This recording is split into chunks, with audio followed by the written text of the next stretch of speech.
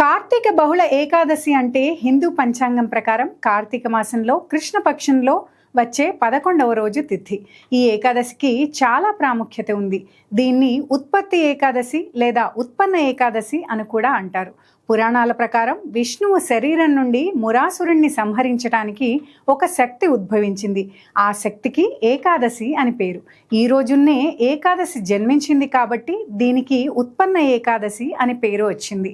ఏకాదశి వ్రతాలను ప్రారంభించడానికి ఈ రోజు చాలా శుభప్రదమైనదిగా భావిస్తారు. ఏకాదశులు విష్ణువుకు అత్యంత ప్రీతికరమైనవిగా పరిగణించబడతాయి. ఈ రోజున విష్ణువును పూజించటం వల్ల సకల పాపాలు తొలగిపోతాయని భక్తులు నమ్ముతారు. ఈ రోజున భక్తులు ఉపవాసం ఉంటారు. ఉపవాసం ఉండి రాత్రి జాగరణ చేస్తారు.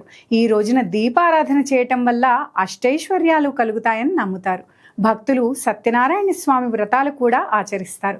ఇలాంటి మరిన్ని ఇంట్రెస్టింగ్ వీడియోస్ కోసం భక్తి టీవీ యూట్యూబ్ ఛానల్ను సబ్స్క్రైబ్ చేసుకోండి.